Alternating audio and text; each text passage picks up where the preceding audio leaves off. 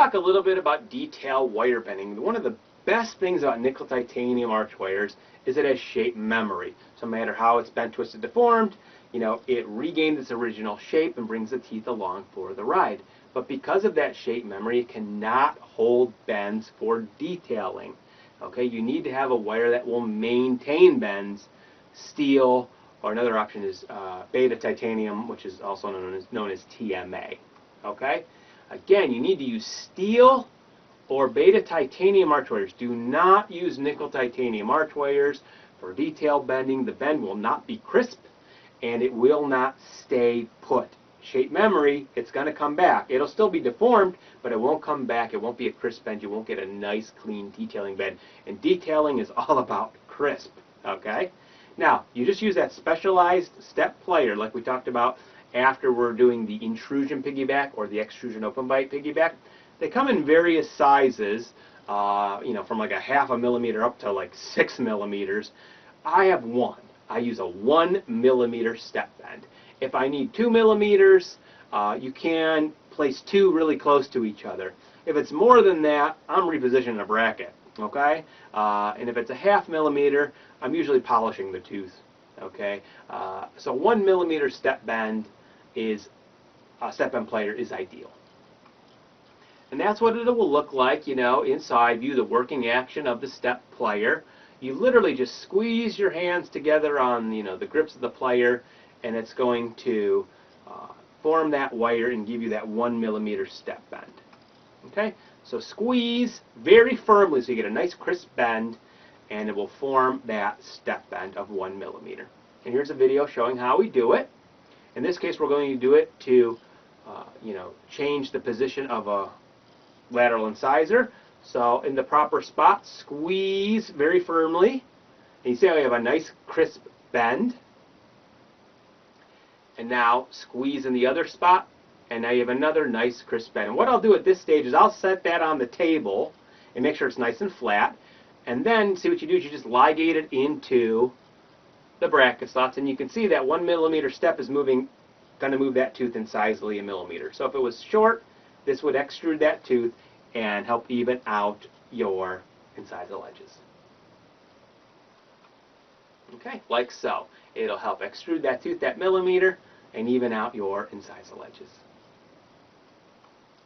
Now you can do step up bends to intrude, step down bends to extrude. Those are going to be the most common.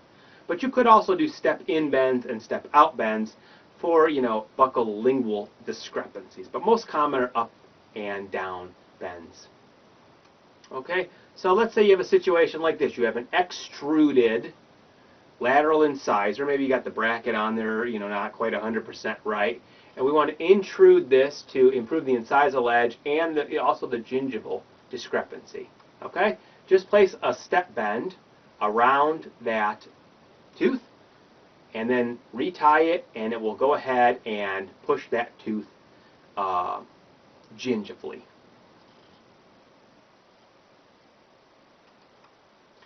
Step down bend will do just the opposite. We want to go ahead and extrude that tooth. So what we do is we place a step down bend, and that will help bring that tooth down, leveling the incisal edge and also the gingival. Now, if you want to bring all four of those down, you can place a step bend, in between the canine and the lateral. And this is also this kind of bend we do post extrusion open bite piggyback to maintain what we've done, because remember, your bracket slots aren't lined up. So we're going to go ahead and place this bend. We would just go ahead and mark the position we want it to go. Come in with your plier at 90 degrees, squeeze very firmly to give yourself a nice crisp bend. Mark the other side, and then make the bend in that position. Okay? And now you have a nice step bend, in this case between the canine and lateral incisor, to keep those teeth down post piggyback. So again, you want to extrude a tooth, put a step down bend. You want to intrude it, you put a step up bend for as many teeth as you need. So here's a situation where we wanted to extrude this lateral incisor. We couldn't get the bracket any lower because of her gingival architecture here, as you can see. So we just put a little step bend in, and you can see how it extruded in just one visit, and now everything's nice and even. Again, you can place as many bends as you need to. If you need to just kind of manicure those incisal ledge positions, or gingival positions too, don't forget, they move as a unit, you can place as many step bends as you need to. To make sure you don't miss any of our Powerprox pointers, please subscribe at 6monthbraces.com/orthotips. To learn more about our live seminars for Powerprox 6-month braces, please visit 6monthbraces.com/live-seminars.